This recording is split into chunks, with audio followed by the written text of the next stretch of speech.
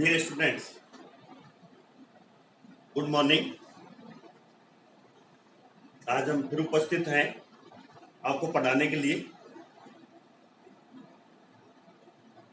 हम आपको phase rule के संबंध में बता रहे थे, जो हमारा चैप्टर का नाम है फेज इक्विलिब्रियम, और हम पढ़ा रहे थे आपको वन कंपोनेंट सिस्टम, एक घटक तंत्र। आज एक घटक तंत्र में हम कार्बन डाइऑक्साइड सिस्टम पढ़ाएंगे, CO2 सिस्टम पढ़ाएंगे, CO2 तंत्र पढ़ाएंगे। आपने फेज रूल पढ़ लिया, सल्फर सिस्टम भी पढ़ लिया, वाटर सिस्टम भी पढ़ लिया। आज हम आपको CO2 सिस्टम पढ़ाएंगे। फेज रूल पढ़ने से पहले आप ध्यान दीजिए, आपको सबसे पहले फेज डायग्राम बनाना आना चाहिए। क्या आना चाहिए? फेज डायग्राम आपको याद रखना है। कोई भी चीज, वाटर सिस्टम हो, चाहे सल्फर सिस्टम हो और चाहे कार्बन डाइऑक्साइड सिस्टम हो, उसका फेज आरेख आपको बनाना आना चाहिए। तो ध्यान दीजिए, फेज आरेख, ये O बिंदु है, T, A, B, ये सब्लिमेशन कर्व है, ये फ्यूजन कर्व है, गलन वक्र है, और ये वोपराइजेशन कर्व है। इधर टेम्परेचर है, नोट टू स्केल, पैमाने के अनुसार नहीं है। इधर प्रेशर है, दाब, पैमाने के अनुसार नहीं है। ओके, ये एक एटमोस्फियर है, ये 5.2 एटमोस्फियर है, ये -78 है, और ये 57 डिग्री सेंटीग्रेड, 57.4 कई किताबों में। ये एस पॉइंट है, ये ट्रिपल पॉइंट है, सॉलिड है, ये लिक्विड और ये गैस। तो ये डायग्राम CO2 का फेज आरेख है, प्रावस्था आरेख। इसके मुख्य कैरेक्टरिस्टिक्स क्या है, मुख्य लक्षण क्या है, वो ध्यान रखना चाहिए। एक वक्र कितने हैं, कितने कर्व है। सबसे पहले हम लेते हैं वक्र। वक्र कितने हैं? OT, TA, TA और TB, 3 वक्र है। ओके, डिवाइडेड एरिया, विभाजित क्षेत्र, OTB के बायां भाग OTB, OTA के नीचे का भाग कह सकते हैं, नीचे का भाग BTA के बीच का भाग। ओके, विभाजित क्षेत्र का मतलब है OTB के बायां भाग, OTA के दायां भाग, BTA के बीच का भाग। ये रहे OTB, OTA और TAB। अगला जो लास्ट पॉइंट लेते हैं, ट्रिपल पॉइंट T, त्रिक बिंदु T। तो सबसे पहले फेज आरेख बनाएंगे और फिर उसके मुख्य लक्षण लिख लेंगे, मेन कैरेक्टरिस्टिक्स। मुख्य लक्षण कौन कौन से। ओके, अब 1 बाय 1 आप पढ़ाएंगे। देखो, कर्व पहला क्या लेंगे? वक्र। बेटा वक्र कौन सा है? पहला OT।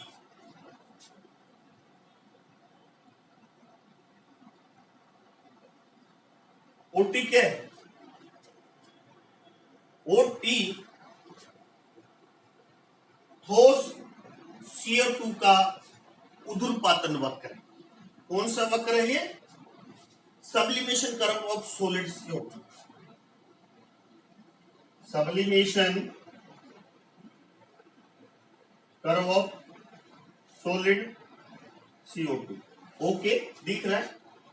ठोस CO2 का सब्लिमेशन वक्र है, ये बात लिखनी है, लिख देंगे आप। इस वक्र पर 2 प्रावस्थाएं अस्तित्व में हैं। कौन सी? इधर ठोस CO2 और इधर गैस CO2। इस वक्त पर दो प्रावस्थाएं अस्तित्व में है, ठोस CO2 और गैस CO2। ये दोनों सामने में है, ध्यान दीजिए इस तरह लिखते हैं। दो ठोस प्रावस्थाएं, दो प्रावस्थाएं अस्तित्व में, एक ठोस CO2 सॉलिड और CO2 गैस सामने में है। ओके, तो P बराबर क्या होगा, प्रावस्था कितनी है, 2। हमारा फेज रूल क्या है, H प्लस P बराबर 3। फेज रूल आपने पढ़ा हुआ, तो ये दोनों वन कंपोनेंट सिस्टम की बात हो रही है, एक घटक तंत्र पढ़ा रहे हैं, तो एक घटक तंत्र में इन दोनों का योग 3 होता है। देन तो H बराबर क्या हो गया, 1। सिस्टम कैसा है, 1 का मतलब है सिस्टम एक चर है, मोनोवेरिएंट है, इसलिए तंत्र एक चर है, ऐसे लिखेंगे, मोनोवेरिएंट। ध्यान दीजिए, इस वक्त पर दो प्रावस्था अस्तित्व में है, एक ठोस CO2 और CO2 गैस। ये दोनों प्रावस्थाएं साम्य में रहती है इस वक्र पर, इसलिए P बराबर 2 तो F बराबर 1, तंत्र मोनोवेरिएंट है। ओके, अब वक्र लेंगे कौन सा, वक्र OT TB, T और B, ये लिख देता हूं, वक्र TB। किसका वक्र है, वक्र TB ठोस CO2 का गलन वक्र है। ओके, ठोस CO2 का गलन वक्र है, किसका, फ्यूजन कर्व ऑफ सॉलिड, लिख देता हूं, फ्यूजन कर्व ऑफ सॉलिड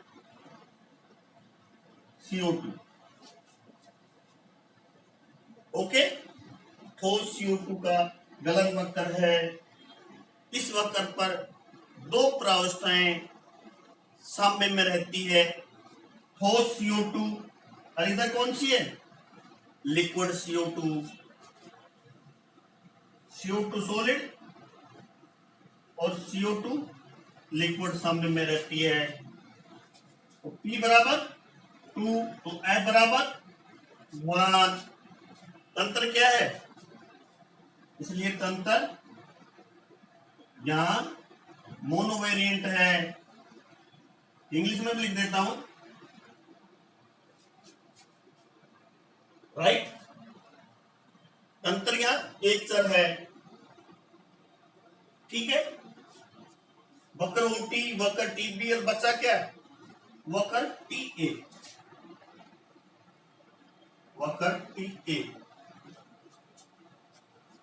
वक्र TA क्या है बच्चों, TA, वक्र TA द्रव CO2 का वाष्पीकरण वक्र है, वेपोराइजेशन कर्व है। आपको यही बात जो मैं बोल रहा हूं वही लिखना है। वक्र TA द्रव CO2 का वाष्पीकरण वक्र है, इस वक्र पर दो प्रावस्थाएं साम्य में रहती हैं, लिक्विड CO2 और गैस CO2, CO2 लिक्विड और CO2 गैस सामने में रहती है। तो यहां भी क्या होगा, P बराबर 2, F बराबर 1। तंत्र यहां क्या है, एक चर है। तो वक्र कितने थे, वक्र OT, वक्र TB, वक्र TA। तो तीनों वक्रों पर तंत्र क्या है, मोनोवेरिएंट है, एक चर, तंत्र एक चर है। ओके, बहुत इजी है, फेज रूल बहुत इजी लगता है। कोई घबराने की बात नहीं। मेन करो कितने वो नोट कर लिए। करो के जैसे उद्रपातन करो, इस पर दो प्रावस्था है, ठोस CO2 और गैस CO2। ओके। TA करो, दो प्रावस्था है, सॉलिड CO2 और लिक्विड CO2। ओके। और तीसरे पर दो प्रावस्था है, लिक्विड CO2 और गैस CO2। ओके। तो ये थे करो। अब हम अध्ययन करेंगे। करो के बाद अध्ययन करते हैं डिवाइडेड एरिया। इसको मिटा देता हूं। विभाजित क्षेत्र।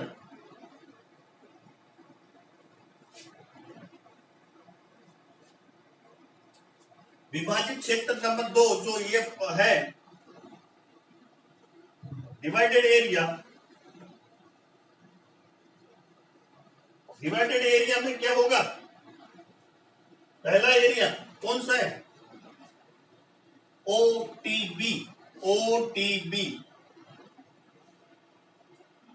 OTB OTB के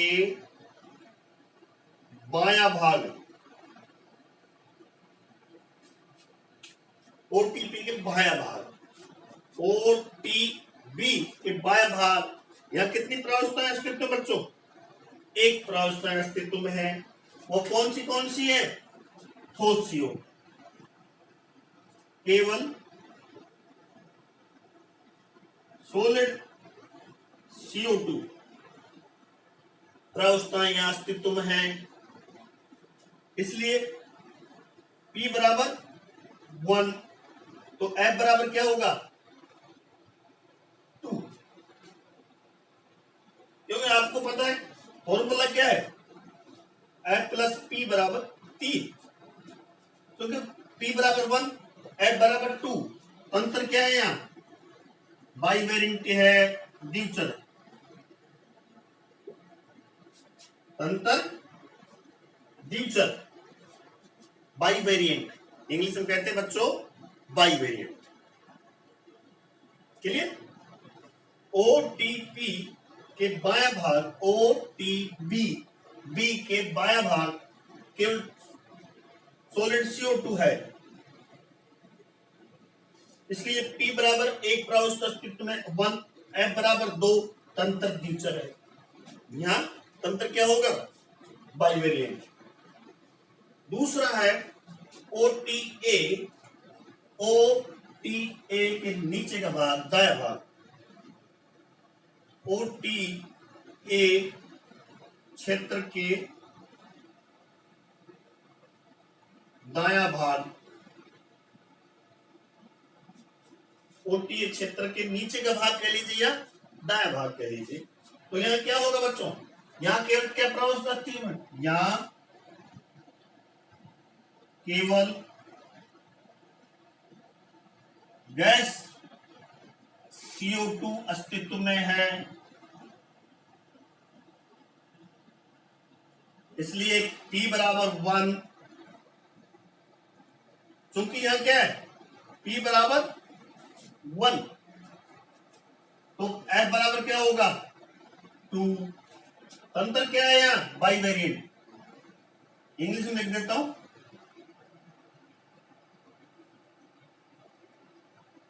सिस्टम क्या है? यहां बाइवेरिएंट।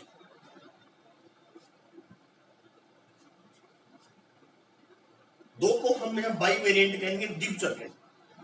अंतर यहां द्विचर है, मतलब दो चर आ रहे, ताप और दाब काम आ रहे। तीसरा TAB। TAB के बीच का भाग, TAB के बीच का भाग। ध्यान दीजिए, TAB के बीच का भाग। यहां केवल एक ही प्रावस्था अस्तित्व में, कौन सी? द्रव CO2। केवल यहां केवल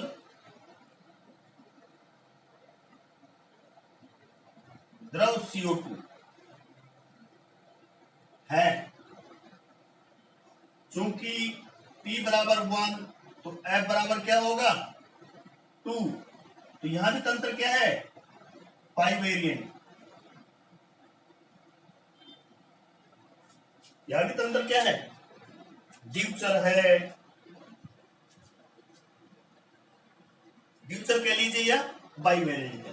तो जितने भी क्षेत्र हैं तंत्र द्विचर, यहां भी द्विचर और यहां भी द्विचर। एक यहां प्रावस्था अस्तित्व में केवल ठोस, यहां केवल एक प्रावस्था है गैस और यहां केवल लिक्विड प्रावस्था अस्तित्व। तो ये विभाजित क्षेत्र हो गया। हमने ये कर लिया पूरा, ये कर लिया, बचा क्या ट्रिपल पॉइंट टी। उतार लीजिए, बहुत इजी, घबराने की कोई बात नहीं।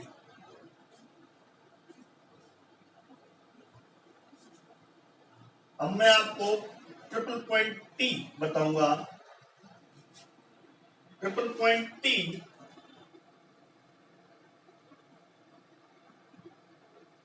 ये त्रिक बिंदु, त्रिक बिंदु पर टी करवा के मिलते हैं ओटी, बीटी और एटी। यहां 3 वक्र आकर मिलते हैं, यहां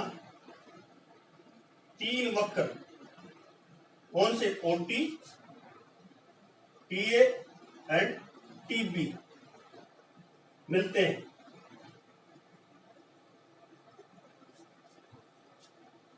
अर्थात 3 प्रावस्थाएं अस्तित्व में रहेगी। 3 प्रावस्थाएं सामने में CO2 सॉलिड, CO2 लिक्विड और CO2 गैस।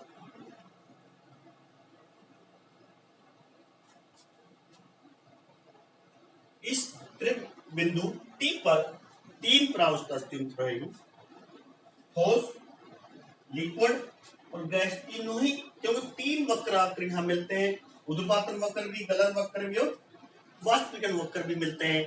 यहाँ 3 प्रावस्था अस्तित्व में है, तो P बराबर यहाँ क्या है 3, देन F बराबर क्या होगा बच्चों 0, क्योंकि फॉर्मूला क्या है, क्योंकि F प्लस P बराबर क्या होता है 3, तो P बराबर 3 तो F बराबर 0।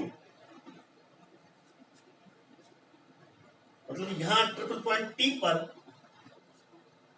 तंत्र अचर है, नॉन वेरिएंट है, किसी चर की आवश्यकता नहीं है।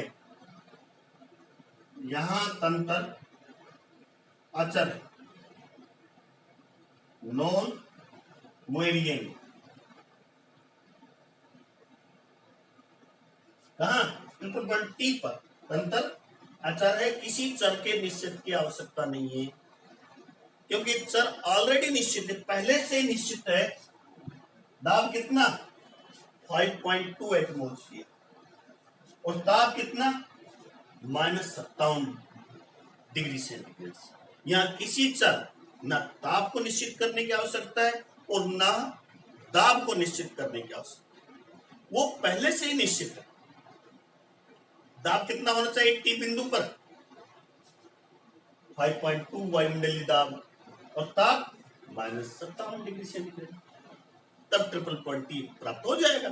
इसलिए यहां ट्रिपल पॉइंट टी पर किसी चर के निश्चित करने की आवश्यकता नहीं है, वो पहले से ही निश्चित है। क्लियर? यहां एक बात और बताऊंगा मैं, यहां जो ट्रिपल पॉइंट टी है ये एक वायुमंडलीय दाब से काफी ऊपर है।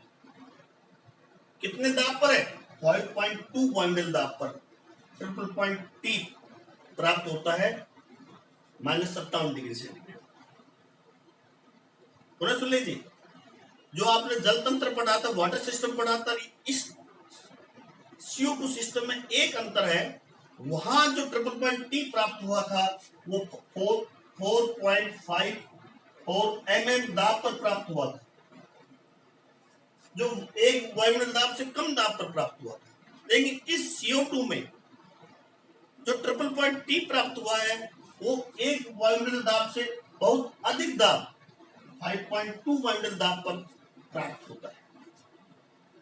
तो जल तंत्र और CO2 सिस्टम के ट्रिपल पॉइंट में यह अंतर है। क्लियर? क्योंकि एक वायुमंडल दाब से उच्च दाब पर यह ट्रिपल पॉइंट प्राप्त होता है। अब एक बात और समझाने की कोशिश करूंगा। एक एटमॉस्फेयर दाब देखिए, एक वायुमंडल दाब पर जो बिंदु S प्राप्त होता है, इसका मतलब यह एक वायुमंडल दाब पर ठोस CO2 गैस -78 डिग्री सेंटीग्रेड पर उदुरपातित हो जाती है। सब्लिमेशन शुरू हो जाता है, उसका उदुरपातित हो जाती एक वायुमंडल दाब पर CO2 गैस -78 डिग्री सेंटीग्रेड उदुरपातित हो जाती है ना। विशेष बात इसमें, एक वायुमंडल दाब पर कई बार क्वेश्चन पूछ लेते हैं, एक वायुमंडल दाब पर ठोस CO2 के व्यवहार को समझाइए। तो एक वायुमंडल दाब पर ठोस CO2 का व्यवहार ये होता है, एक वायुमंडल दाब पर ठोस CO2 -78 डिग्री सेंटीग्रेड उदुरपातित हो जाती है। वायुमंडल दाब उदुरपातित होकर मतलब ठोस CO2 सीधी किस में परिवर्तन हो जाती है?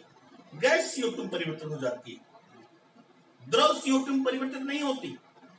ध्यान दीजिए, एक वायुमंडल दाब और -78 डिग्री सेंटीग्रेड ताप पर ठोस CO2 उदुरपातित हो सीधे वाष्प में परिवर्तित हो जाती है, अर्थात गैस में परिवर्तित हो जाती है, द्रव CO2 में परिवर्तित नहीं होती।